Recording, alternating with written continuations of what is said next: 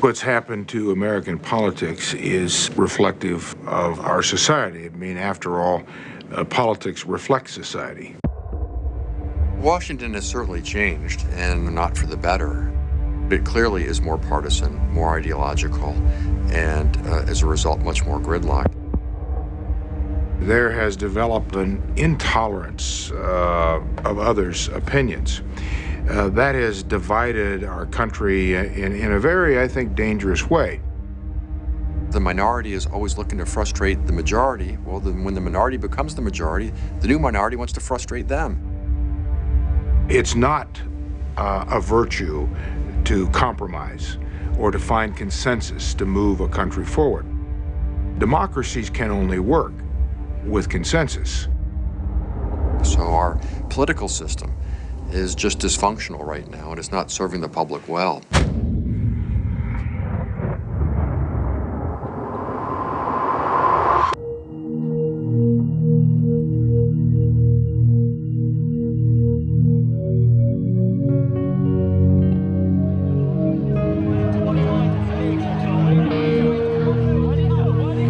This country is deeply divided on fundamental issues. You bunch of commies! That's what you are! Those divisions are deep, and they're bitter, and they're real. Hell no, you can't! I see this as a continuation of the very intense culture war in this country. We are going to vote our values. Passions are high, emotions are raw. The electorate is split right down the middle. Do you think the Democrats give a rat's ass about me? The divided media sources of the so-called divided reds and blues. The red state, blue state, partisan divide, it's about as wide as it could possibly be.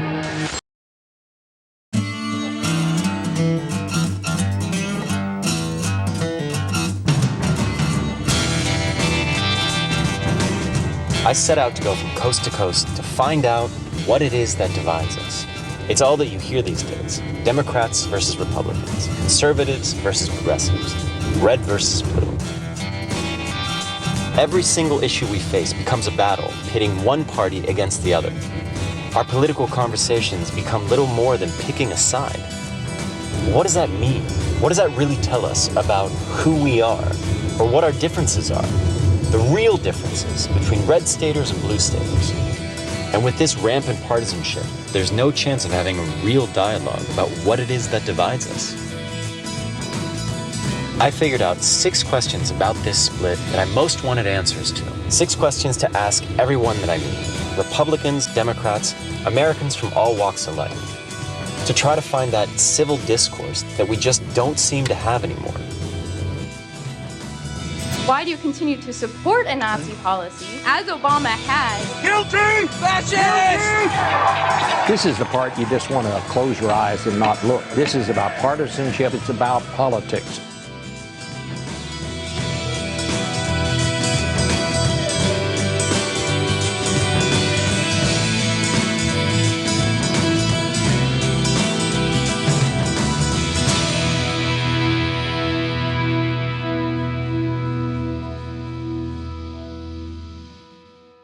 Let me tell you how bad it's got. I have some friends who are on different political parties than I am. And we have gotten to the point where we're just drawn as troops. We do not discuss it. Period. Now, what kind of an attitude is that? You know, we don't really like to mention politics and stuff like that as far as, you know, family conversations. Because it's too ugly. I spent election night in the town of West Yellowstone, Montana, with this Republican guy. I had asked him a couple questions, and he finally got to the point where he said to me, I can't even talk about this. It just makes me so angry. We have to change the subject right now. It's very divided because they just can't see the other side. I mean, you talk to Democrats and all they talk about are these conservative, heartland, redneck, gay-hating, gun-toting, crazy, anti-science, raving, radical, right-wing, religious, Bible-thumping, Jesus freaks, clearly uneducated, doing whatever they do, burning crosses and killing homosexuals. But on the other side, they just see, you know, these rich, wine and cheese, arrogant, latte drinking, Hollywood, elitist, Jane Fonda, Whoopi Goldberg, George Soroses of the world, freebasing cocaine, smoking weed, and sex with everybody they see, and sort of plotting the corruption of their children. They really feel that way. You know, both sides are kind of right, but they have less in common now than I think they've ever had.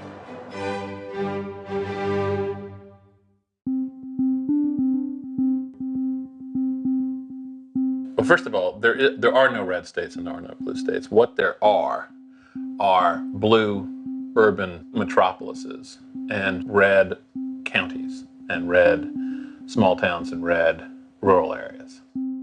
If you try to divide it up, city versus rural, city versus exurban, all of a sudden those differences make sense. 2/3 of the electorate in New York State lives in New York City. If you look at California, the same way. If you look at each state, county by county, I think then you get the real picture. It's really more of a rural-urban divide than entire states going one way or the other. One could argue that there are more urban blues and more rural reds, but that's still not adequate. Coastline versus Midland, that's still not adequate. It's cultural. This culture war stuff is extremely powerful. It explains your place in the universe. It explains your frustration with life. Now, friends, I'm just an average American. But I'm an American.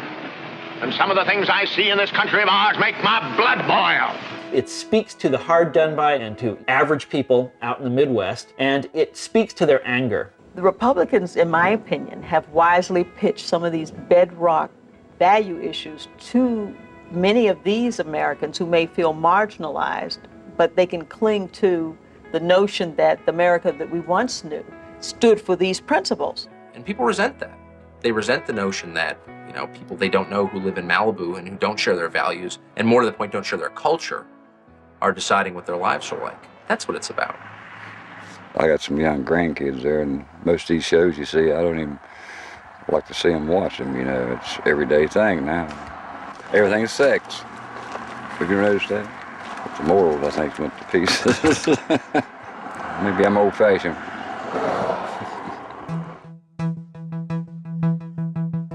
What we've seen in the media is it's all about morals, and the heartland, if you will, is not in step at all with the coast. So we're two different countries. In the heartland, I think we do have a lot more of God and family and morality. I'm not saying that on the east, on the coasts, that there's not. Sorry, that's my wife calling. As a Christian, it became a really like, if you're a Christian, you should vote this way. And it was very obvious it was like, as a Republican. So I was really torn up about it, to be really honest. 221 years ago, a group of men gathered and launched America's improbable experiment in democracy. The document they produced was eventually signed, but ultimately unfinished. It was stained by this nation's original sin of slavery. The other factor has always been in American politics, and for Ken Burns to figure this one out, and that's race. You know, it's still unfinished business in America today. It's a particular factor because most white Republicans still see the Democrats as apologizing for the politics of racial entitlement and things that just make average white people uncomfortable. The Republican Party today has become an almost exclusively white party. It has very few minority members. It's not really trying effectively to appeal to blacks, Latinos. Even Asian Americans are predominantly Democratic. Given the long-term demographic trends, the Republican base is demographically a shrinking base. That is racially polarized, divided America. These forces have been led to think that affirmative action, including women and people of color, is against their cultural interests.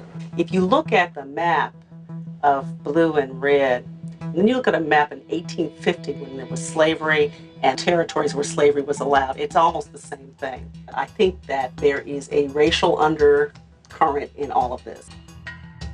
If you were going to add to the division in this country, I think you'd have to add on the economic disparity that we see growing. This is becoming a two-class society.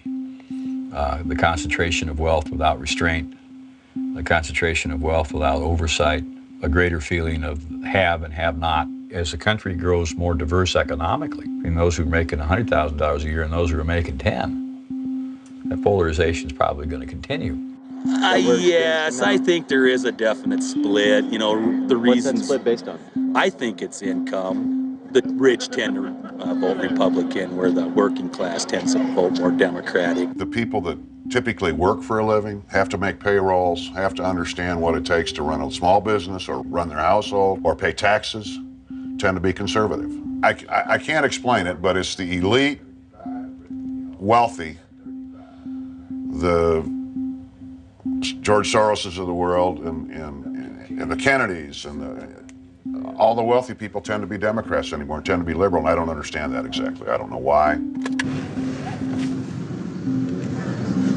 How is it that we as Americans now, we look at the same image and we see two completely different pictures? Same day, spoke to two guys, agreed that we're divided, even agreed that we're divided along economic lines, and one of them is convinced that it's Democrats that are wealthy, and the other one is as sure that it's Republicans that are the rich ones. The more I talked to people, the more I came to understand that you can divide this country according to almost any single characteristic you choose. Crime, poverty, income, stock ownership, charity, housing, divorce, marriage, residency. I even read an article that used wild hog population as an indicator of a county's likelihood to vote Republican. All this does nothing more than prove that there are as many ways to look at this country as there are people in it. But if there's one thing I realized, it's that while the Electoral College map is a political portrait, when you look at maps from elections past, you see that it's a temporary portrait. It's not a permanent reflection of who or how we are.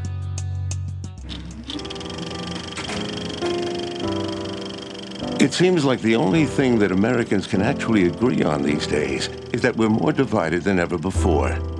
We've gone from one nation indivisible to a bunch of liberals and conservatives who love to just kick the crap out of each other. It hasn't always been this way. Or has it? The Founding Fathers were bound together by a conviction to protect man's inalienable rights. But just to be on the safe side, they drafted a constitution so they could have it in writing. It's a tale of collective vision, shared destiny, and mutual respect we all know very well. But we often forget how divided they actually were.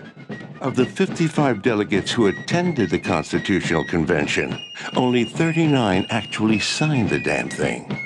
Arguments that had raged over states versus federal rights, and especially those concerning slavery, did not simply disappear with ratification. Over the course of the next century, growing tension between the industrialized economies of the North and the agrarian economies of the South only escalated. Lincoln's election and his pledge to eliminate slavery lit the fuse, igniting the Civil War. The Civil War pretty much kicked everyone's ass when you think about it. And even though everybody was still kind of pissed at each other, we were still able to enter the 20th century together, full of hope. But history would repeat itself. This America divided stuff has been going on since the Mayflower. It's part of our national fabric, if not the very backdrop against which our story plays out. So does that mean the current red state, blue state divide has us more divided than ever before? Or are we simply doing what Americans have always done? 100 years ago, the difference between the two parties was regional. North of the Mason-Dixon line, you were Republican. South of the Mason-Dixon line, you were Democrat. That was pretty much it. Democrats had Southern conservatives. Republicans had moderates. The middle dominated, and the parties found coalitions that cut across the party lines. And what we've had really since 1980 is a sorting out where all of the conservatives are now in the Republican Party and all of the liberals are now in the Democratic Party. The parties realigned along ideological lines, right? You no longer have the Dixiecrats who are Southern conservatives in the Democratic Party. You no longer have Northern liberals in the Republican Party. The parties became more polar and more like parliamentary parties. But what's also true here is that there's a real interactive effect. As members of Congress have polarized, the larger political environment increasingly mirrors that and is polarizing. We have tribal politics in some ways now in Washington. It's starting to happen more out in the country. The lack of progress on many of the most important issues facing our country is a direct result of this polarization, which has now brought us to a paralysis. This idea that I'm all right, you're all wrong, has really set in on not only the fringes, which always have been there, of the parties, but now it's essentially controlled the mainstream. You cannot have a streak of intolerance that dominates the process, and unfortunately, that's what's happened. You gotta find a side and take it. I've taken a side.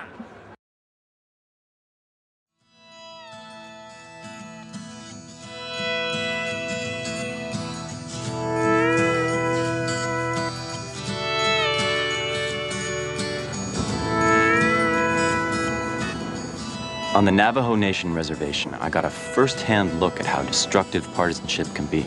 There's no jobs. I mean, I'm not working. I'm unemployed. So this is how I make ends meet, you know. A lot of people make their money this way. Yet this had all taken a back seat to the fact that the nation's leaders were no longer on speaking terms. Partisanship had trumped addressing their own survival. But the people themselves, like so many others I'd been meeting, were eager to talk about politics. So why is it so difficult for us to engage in constructive dialogue as a nation?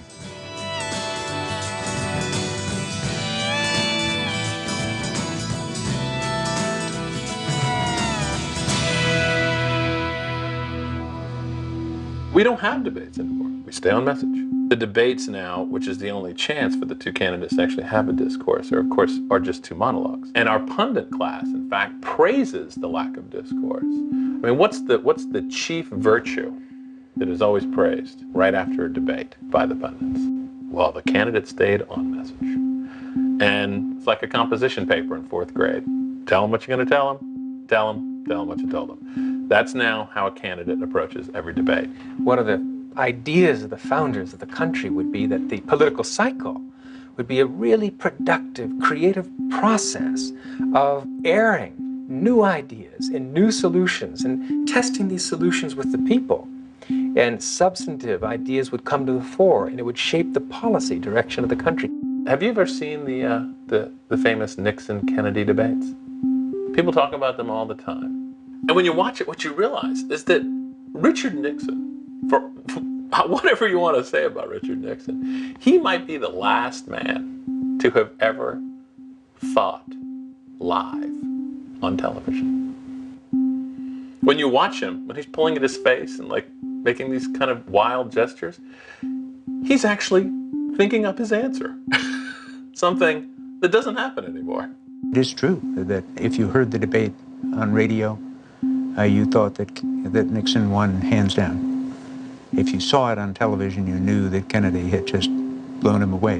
What all political consultants and candidates learned from that debate was, boy, you better be prepared. You better be ready. You better rehearse. Well, rehearse means trying out various lines and see what works the best, and then learn it. The First Amendment enshrined Madison's marketplace of ideas, where he said, falsehood will never stand a chance in a fair competition of ideas, in a marketplace of ideas. Truth will always win out. But that presumes that, you know, you're going to have a debate.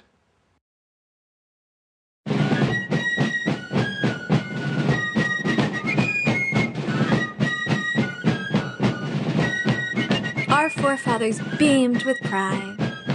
Because the Founding Fathers knew the nation's success depended upon its citizens being well informed, they made sure that information could flow freely. The First Amendment protected and guaranteed the right of peaceful assembly, as well as a free press. This freedom ensured that the rule of reason prevailed, the belief that, in a free and open encounter, truth will invariably triumph. Even with falsehoods as part of the debate, they trusted that people would make the right choice where it mattered most, in the voting booth. But the vitality of this marketplace of ideas is not as robust as it once was. Where once ordinary citizens were actively engaged in discussing the issues of the day, we are now mere onlookers in a debate that takes place almost exclusively over the airwaves. In fact, 78% of Americans now cite campaign ads as their primary source for political information. When freedom of press and speech falters, and the marketplace of ideas fails, it's almost impossible for us to fulfill the most essential civic obligation we have, making the informed voter decisions that keep our government in check. Unfortunately, there's no quicker path to voter disenfranchisement than being excluded from the process.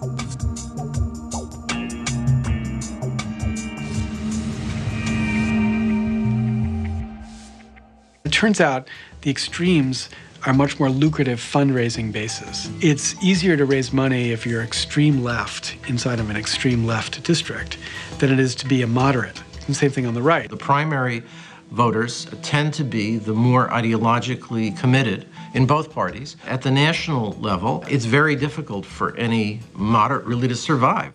Because Congress has architected so many of its districts to be safe districts, it allows people in those districts to move to the extremes without fear of consequence. And so there's a desire or a need, perhaps on both sides, to cater to those with the strongest feelings and to emphasize those issues that make those people write checks. One of the results of the increasingly deliberate partisan divisiveness as a tactic has been that day-to-day discourse has been coarsened down, has been made much more difficult, and mistrust is deliberately used in order to exclude the possibility of dissent. And it works. Is it becoming too difficult to discuss politics now? I think it is. I really do. Because there's anger. When you start discussing it, people get mad. I don't talk about politics to my friends or stuff because I know how I feel, and if I can't convince them how I feel, then why bother? Why bother? I mean, you're not going to change any minds. You're not going to suggest something that's going to say, well, yeah, you know, if you'll do that, I'll do this. There's just that compromise isn't there. That reconciliation of contending differences that a politician is supposed to be able to forge in a community. You don't see it at state level either. We've let it get personal. When you let something get personal, then you really have fractured any ability to build any base of consensus. We've defined that down to the lowest negative, raw meat political denominator in party politics today. I've been around here 20-some years. First time I've ever seen a member denied an extra minute or two to finish his remarks. I don't know what's happening here in this body, but I think it's wrong. If you wanted to see this very clearly, you should go back and look at a memo that Lyndon Johnson's Senate liaison wrote to him in 1965. He wrote a memo and he said, look, given who won in the election, if Medicare comes up for a vote tomorrow and all of our people are present and voting, we win 55 to 45. Now, you would never write that memo today. Something happened between now and then that led the Senate to begin working off of a 60-vote requirement that didn't exist in previous times in American history. It's really in the last 15 years that the filibuster has become a routine part of our lawmaking process, and it's a part that really empowers the minority in a very polarized political climate, making it extremely hard to pass important legislation. Washington once said that we needed to have a Senate to cool the coffee. Now I think, unfortunately, the Senate is freezing the coffee.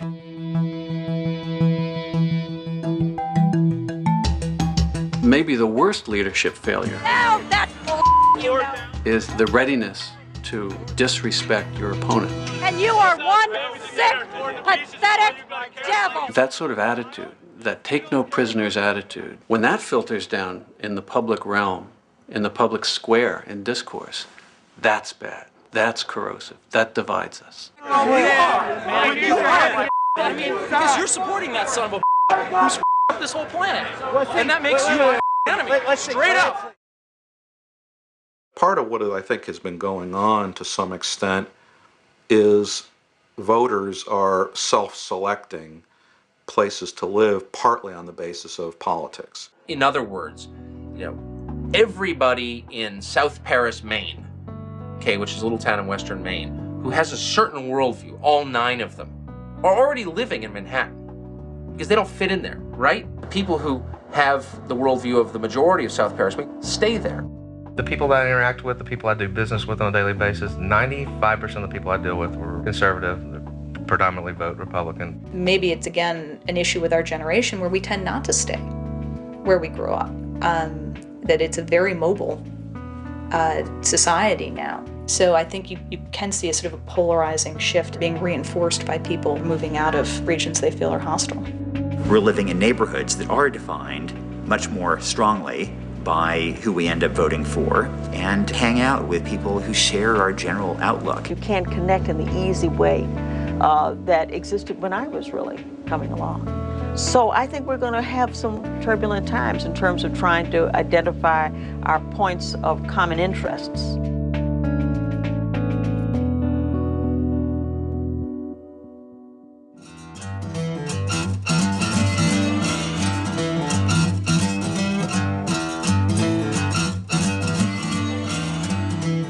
What had made the biggest impression on me so far was that even though there's a desire to discuss our political differences, in practice, it's not always that easy.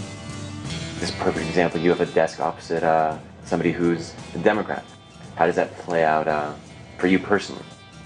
If you're politically savvy, you get it, you're a Republican. If you're an idiot, you're a Democrat. How's that one? Here's the idiot. And these days, it's nearly impossible to talk about politics without getting into faith and morality. All these hippies and these gays and all this other thing affect the common, normal people, don't get involved in that. But it's there, you got to deal with it, right? This struggle, where faith meets politics, where the one ends and the other begins, it's where our country gets stuck as well. Faith, in many ways, is at the heart of the culture wars.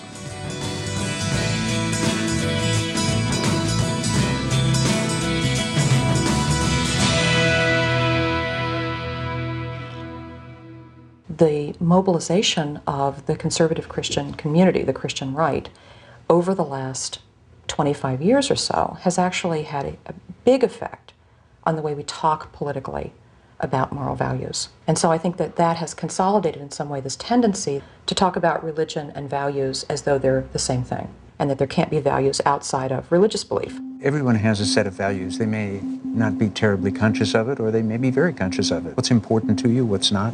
What's your instinct between right and wrong? Maybe what we ought to say is, let's talk about values across the board. You cannot have every individual say what is right to me is right and you can't infringe on it. There has to be a basis. There has to be an agreement on where the line is. There are other moral issues that are important as well. There's more than 3,000 verses in the Bible that talk about caring for the poor, and the religious right tends to gloss over that. I agree those are priorities. Biblically, we're commanded to care for the sick, the elderly, for the widowed, and for the orphaned. But if we don't have right what is a life, and if we don't have right what is a family, then every other legislative action we take, every dollar amount we spend is applying a tourniquet to a flesh wound. I think it's impossible to discuss moral values, for instance, without discussing a war. We've never had a war where we've had a tax cut during a war in the history of this country until now. Is it moral to give these people tax cuts during a time of war and have our children or our grandchildren have to pay for that? If you're for God, you're against gays. If you're for God, you're against abortion. If you're for God, you're for Iraq. So we've kind of put, whether we want to or not, just by the overlay of it, a religious connotation on questions that weren't historically religious. The split between the mainline churches in America and the evangelical and fundamentalist churches occurred at the beginning of the 20th century over this issue of political involvement. Evangelical fundamentalist churches tended to draw people away from politics because they were interested in saving souls. They were not interested in politics. That organizational power is currently being channeled in a direction of support for Republican candidates. In the 80s, that was done through the Christian Coalition. It was done through Jerry Falwell and Pat Robertson. And they started putting the little leaflets in the pews, in the churches, on the Sunday before the Tuesday that you voted. Those leaflets, if you read them, I mean, they're not really about the general election. What they say is, here are the two candidates' positions. And they tend to list the ones that will excite the base the most. If we had a playbook of strategy, I think that's what we would see. Use this language, talk about these words. God-fearing people, and we must say we will not tolerate it. anymore! We're here today to have our generation be the one to say, you know, we've had enough of this. We want it stopped now. If you look at issues like gay marriage and abortion even, most of these are not solvable legally. They don't get solved. And it seems to me wise leaders of a diverse nation will look at issues like that and try very hard to bring people together to manage the issue, to manage its social impact and its political impact, rather than trying to win. As soon as you start to try to win these things, in my mind, you fail the leadership test. God probably doesn't care what happens to the Dow Jones or what happens to Medicare or what happens to jobs, but I think that he probably does care about the sanctity of life and the sanctity of marriage and those kinds of things. How I see it, I'd rather be put out of a job than vote for somebody who is for abortion. I took my son to a hardware store. I showed him a bolt and a nut, and I said, these fit together. He says, yes. So I picked up a bolt and another bolt, and I said, can these fit together? He says, no. I said, well, why are people trying to put these two together where they cannot fit? I said, God has made us to be fitted together. There's a purpose behind everything. So those are some of the moral values I teach to my children. It's got to start somewhere.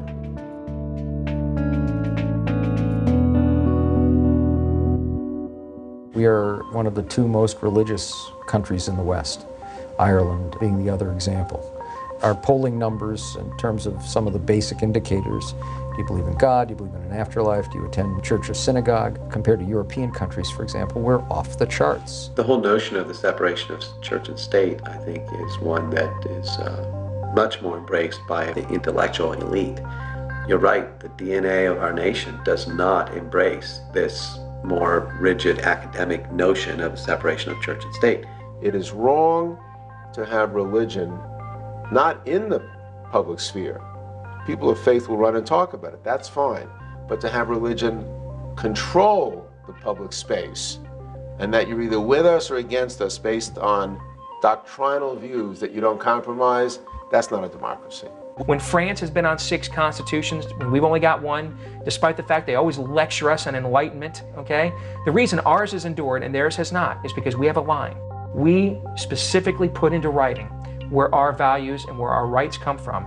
Not from a king, not from a state, not from a political party, not from a university, not from a culture, but from a creator. People forget that the founding fathers were atheists and that their role was not to save the church from the state, but to save the state from the church.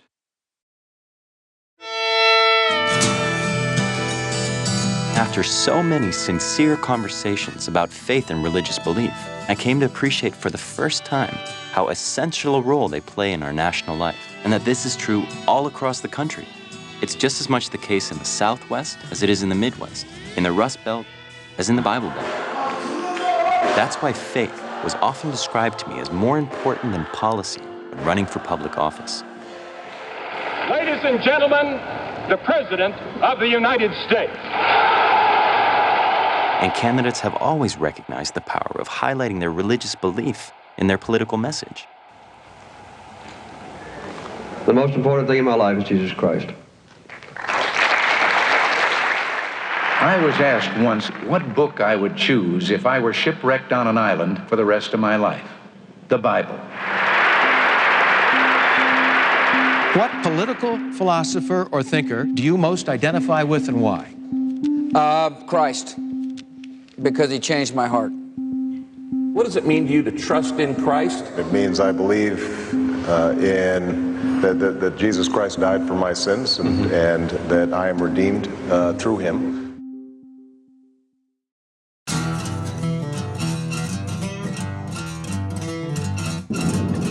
But there is no message without media. In fact, it's impossible to discuss politics in this day and age without dealing with the incredibly pervasive role that the media plays in it, and in our lives. The irony is that the one thing that connects us all is also the thing that we often single out as further dividing us.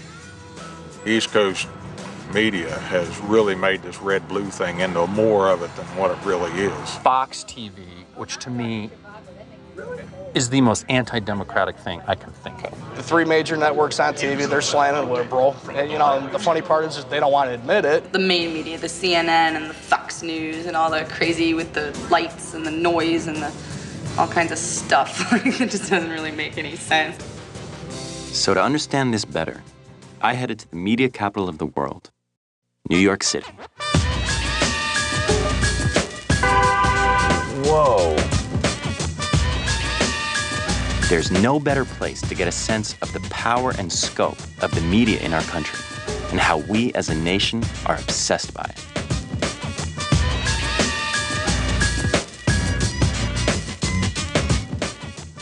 The media are the most powerful institutions on earth right now. They are the way we come to understand each other. They're the way we come to know the rest of the world. TV is what Americans share. You know, it's sort of our national town hall. America's just too big for all of us to ever get together anywhere, right? So we know what America looks like because we see it on television. I've not really seen the world, but that's what they say. You see that on TV, they say we're all divided. The media establishes what the issues are. It broadcasts them to the nation.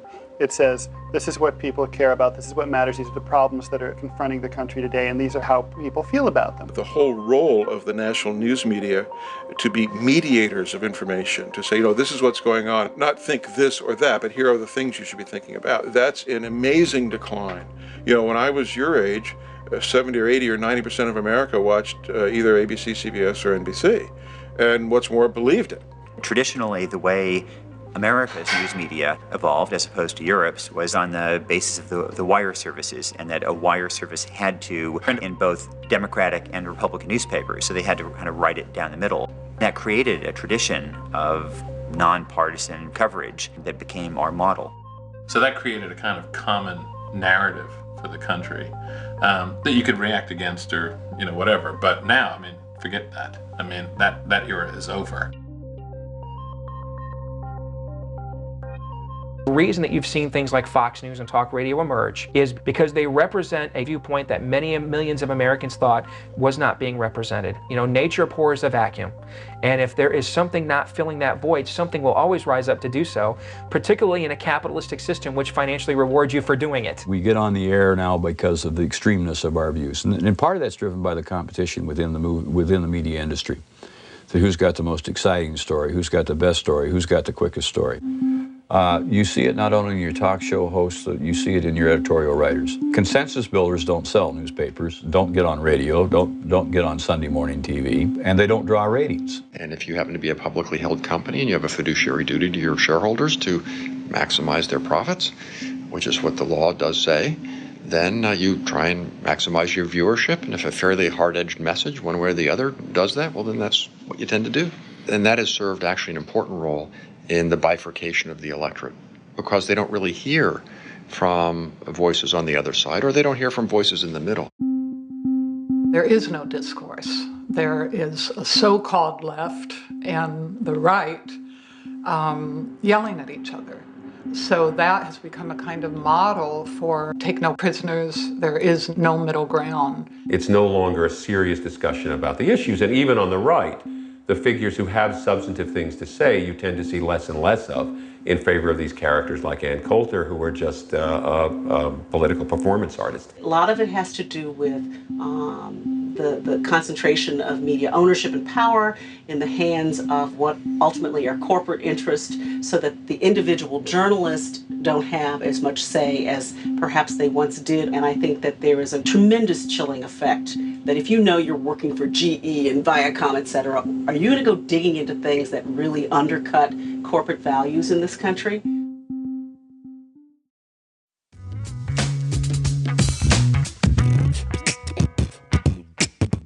In the 1970s, there was a multitude of media companies, hundreds in fact. And this diversity of media ownership helped to ensure diversity of information. The FCC's early restrictions on media ownership helped to preserve this. The 1996 Telecommunications Act abolished much of the previous media ownership regulation, and a new era was born. But rather than foster competition, The Telecommunications Act opened the floodgates to historic industry consolidation, reducing the number of major media companies from around 80 in 1986 to a mere 7 today. 7 companies that control 90% of the marketplace, nearly all the news we get. And by determining what's news, they also decide what the issues are that we as a nation debate. So, even though we have hundreds of cable channels, magazines, radio stations, and newspapers at our fingertips, does having more options really mean that we have more choices? We've all inserted ourselves in a kind of echo chamber of our own devising because we get to build it ourselves. And everybody can, if you want to click on 20 blogs that confirm your view, if you want to watch 3 cable channels and subscribe to 2 magazines, all of that is available, and all of that will completely mesh with what you already know to be true. I mean, cable is just, it's just made it possible for people to watch just what they want to watch. It narrowcasts to each different segment within society, and so people aren't exposed as much as they used to be to other people's worlds. Mainstream news organizations like CNN, like the Washington Post, like the New York Times, are then come to be understood as the liberal side, right? So in an ideological world where everything is divided up, nothing is objective. Very few of us challenge our core values or core beliefs. Most of us, most of the time, gather those things we like and appeal to us. And in that, we find evidence that we're right and the other side is wrong. If Fox News didn't report it, then I don't believe it. I mean, if CNN came out and said, Jesus really did walk out of that tomb on the 3rd day, I might consider paganism. That's how little I trust what they have to say. You can even agree on the facts because, CNN says one thing and Fox News says something else. And there's all kinds of folks on the left that if CNN doesn't say it, then it must not be true. So, you can't argue. And I think that's why so many people have walked away. Don't look, stop the BS here. Stop the crap. Come on, you coward. Say the truth. You mean, coward? You're a coward. You blame everybody else. We have a news media that is just feeding off the conflict and indeed feeding the conflict and not informing Americans very well about what's really up for debate. It's sort of a perfect recipe for a political disaster. While talking with people about the media in politics, I learned that most of the country is a foregone conclusion long before election night. The only states that matter are the ones that are too close to call. These swing states are the ones that decide who moves into the White House. They become the front lines in the red state, blue state culture wars. And when every vote counts, campaigns focus on topics guaranteed to mobilize voters. This is Alabama. We speak English. If you want to live here, learn it. There is an ideal, still held by many, that the election process is our opportunity to openly debate issues of the day that affect us as a nation, and hopefully find a middle ground that serves the common good.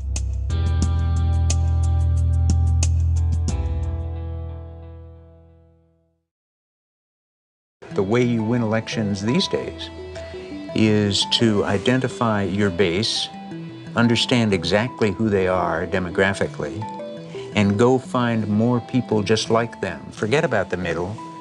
Make sure your base votes. Democratic strategy has always been to simply register as many voters as you can and then get out the vote as best as you can. Republican strategy has been slightly different because they're outnumbered in most places, even in red states, still. The Republican strategy has always been to drive down voter turnout, generally. The best way to do that is to go negative. Nothing turns a voter off like a negative campaign. You will drive overall numbers straight into the toilet. There's been a debate in national politics for over 20 years about negative campaigning. It's bad, it's awful, everybody writes about it every other day, talks about it, but at the end of the day, it works. There was no message being gotten across because one was burying the other one, and they just, you get tired of 22 minutes an hour of political commercials. The whole process is just screwed up anymore to the point where it's who can sling the most mud, who can distort it completely till you get to the point where it's like, what the hell were we voting for anyways? Well, my friend, if it's any consolation, you're not alone. It's not surprising that you're confused. But beyond all the words, there's actually just one big thing on which most people base their final decision. the man. People discovered, Roger Ailes was one of them, that you could make commercials for candidates that actually elected them to office. I pledge to you, we shall have an honorable end to the war in Vietnam. This time, vote like your whole world depended on it. And what are they? They are often the consequence of polls or focus groups that have told the political consultant, whom the candidate has hired, what's on people's minds. What are they going to respond to? The last few elections have been rather striking in that they have been almost entirely handed over to the public relations industry to run. The elections are being run by the same people who sell you toothpaste and lifestyle drugs and automobiles and so on. Every 4 years, we're given a choice between two cars. And we don't buy the one that fits our criteria the best. We buy the one, or vote for the one, that resonates with us, that feels right to us. People have to vote on what the industry, the advertising industry, calls qualities or personality. Nice guy, who's going to take care of us, good leader, shares my values, looks religious. Obama won the award from the advertising industry for the best marketing campaign of 2008. And if you look at the campaign, you can see it. The red state, blue state division indicates how people differed on their purchase of the imagery sold by the people who advertise toothpaste.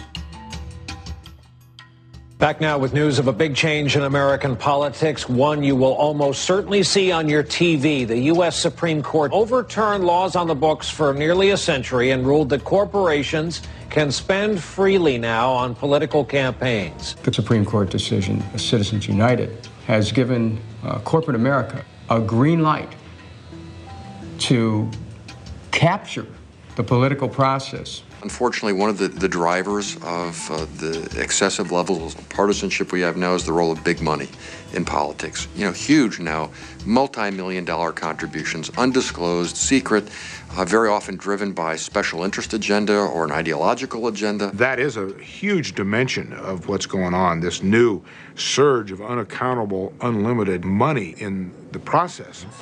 What you realize when you start looking at it, there's 10 transnational corporations that fund both parties to the major degree. So, where's my word? Where's my voice in this? Where's their voice in it?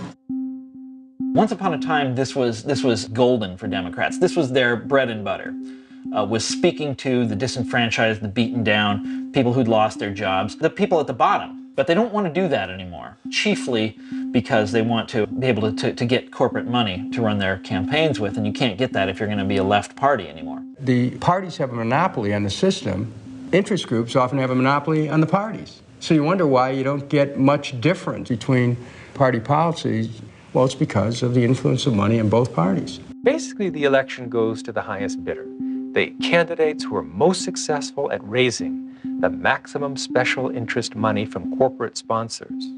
Those are the candidates that win. In my opinion, the ability to raise special interest money is not the skill set that this country needs to rise above its current political and social problems. The influence of corporate money on this political process can be a death knell for democracy.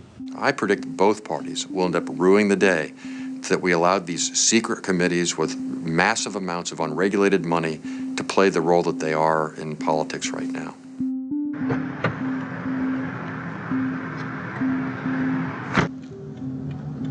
The one thing that you hear from nearly everyone is that DC has changed, that the partisanship is worse than ever, and that now it's only about party-first politics and divide-and-conquer strategies, rather than what's good for the country. For 40 years in the House, Democrats had majorities. In almost all of that period, there was really never any serious chance that they lose that majority. Republicans who were there to affect public policy took whatever they could get in the give and take with the majority. Once the Republicans stunningly took that majority, and we moved into an era where each election, easily it could have shifted, it changed the stakes and it drove the parties further apart. When you have the Democrats controlling Capitol Hill and the White House, the party in opposition is clearly very worried. And they've made a very clear calculation that the way to defeat this president is to just block everything he's trying to do. The better the idea the president comes up with, the more opposition he will get from the Republicans. It was exactly the same with George Bush. George Bush came up with some great ideas that Democrats should have embraced, and they opposed it. Because the minute you compromise with the enemy, you're going to give them results. If the Republicans came out and they said, you know what, we're with you, and then Barack Obama and the Democrats could go to the voters and say, we did it. We changed the tone in Washington. If you're a Republican, why do you want that to happen? You probably lose your seat. You definitely don't become a committee chairman. Your leadership doesn't take power. Your legislation doesn't begin to matter more. All of their incentives are to make sure nobody can govern the country. That's true for Democrats when they're in the minority too. That kind of stranglehold in D.C. of power by the minority at odds with the American people creates tremendous frustration. Underneath it all are these very brutal political incentives.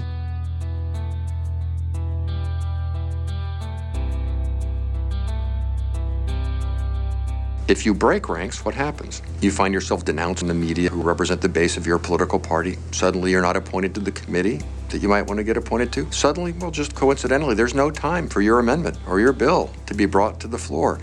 Maybe the campaign financing for your campaign is affected. So there are all sorts of ways, subtle and overt, to encourage, force, cajole, however you want to describe it, party solidarity. We make a terrible conceptual mistake when we think of this in terms of individuals. If this were about individuals doing what they thought was right, people would be acting differently. No one, at the end of the day, is able to buck the forces that govern them. The best way to predict what is going to happen is to look at party incentives. Independence is not rewarded in Washington. In fact, it's punished. From the day you show up, it's made very clear that you're part of a team, and that really the most important thing, if you want to get ahead, is to support the team. You need to vote with the team on matters large and small, even when they don't need your vote because they think it looks bad. And yet that's what the system demands. For the vast majority of Americans, even Democrats and Republicans who love their party but put their nation first, I think the system would come as a matter of some surprise. From our political scene today have gone the World War II generation leaders. Those were men and women, Democrats and Republicans, of significant character, who always put America first. They didn't put their parties first, they put America first. They understood their responsibility was to help govern our country, find consensus on the big issues, solve the problems, and move our country forward. They were never confused with that. It really was a different generation. The trust, the camaraderie that people had forged together by casting tough political votes. My father's first re-election was in 1968. You can't imagine this today. The leader of the Republican Senate caucus came up to my father on the floor of the Senate, put his arm around his shoulder, and asked what he could do to help with his re-election. You would never see this today. That sense of camaraderie, of being in it together, of country first, it's dissipated, and our nation is suffering because of that. There was a point in this country when political service was public service. I don't think it is anymore. I think those who enter politics, their motivation seems primarily to get reelected, not to serve.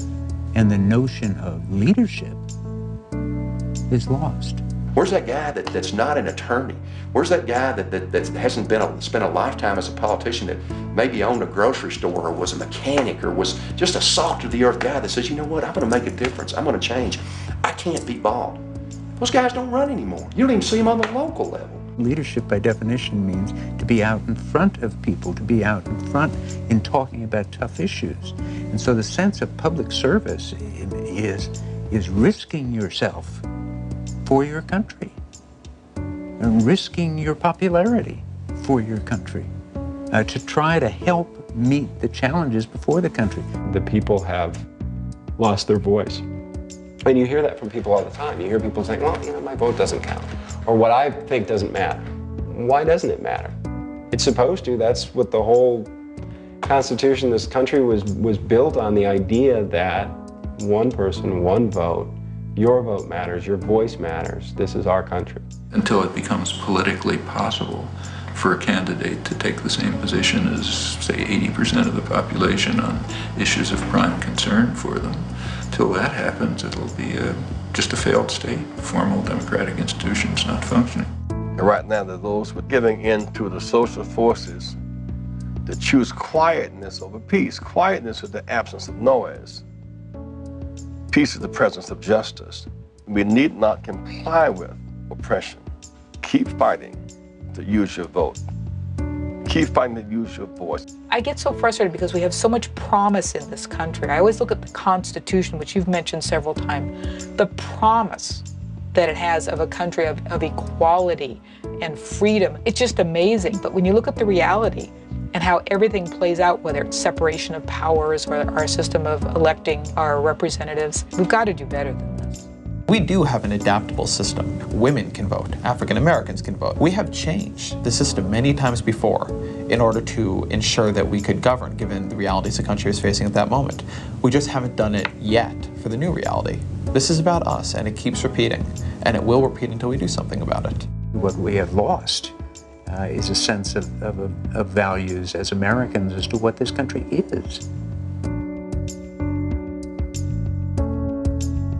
Is it a beacon to the world? Is it a beacon to ourselves? Is it important to us?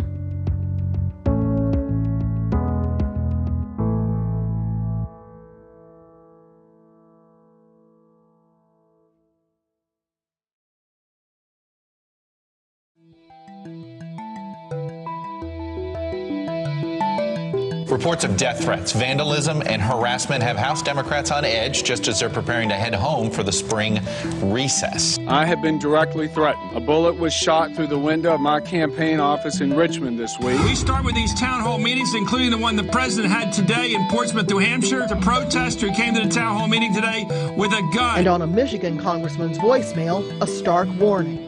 I hope you die. Arizona Congresswoman Gabrielle Giffords is one of at least 10 members who Democratic leaders say have been targeted. The front door of our office had been either kicked out, shot out, or just basically destroyed. Are you afraid? Are you fearful today? Our democracy is a light, a beacon really around the world because we affect change at the ballot box and not because of these, outbursts of violence in certain cases.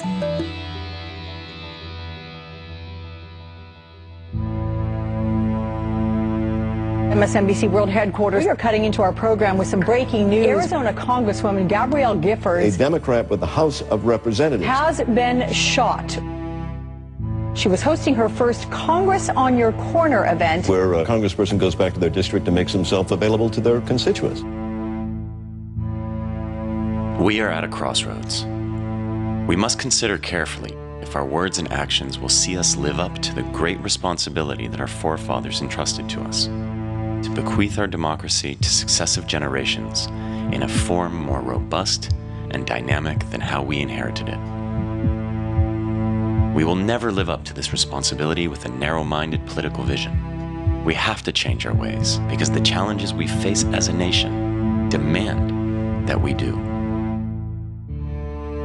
I think ultimately both sides need to understand it's like the old nuclear doctrine of mutually assured destruction, that this is tearing down both sides, it's bringing the entire system into disrepute, and that eventually they need to, Democrats and Republicans, try and elevate their honor and integrity with which they're viewed by changing this system. Our people expect better. 310 million Americans expect better from their leaders, from their country, and from each other. At the end of this, the only sure guarantor of American democracy are the people themselves. It's still the time in the history of man when there's more capacity to deal with the problems, to fix the problems, than ever before. If we fail, then we will fail not because of the problems, but because of our response.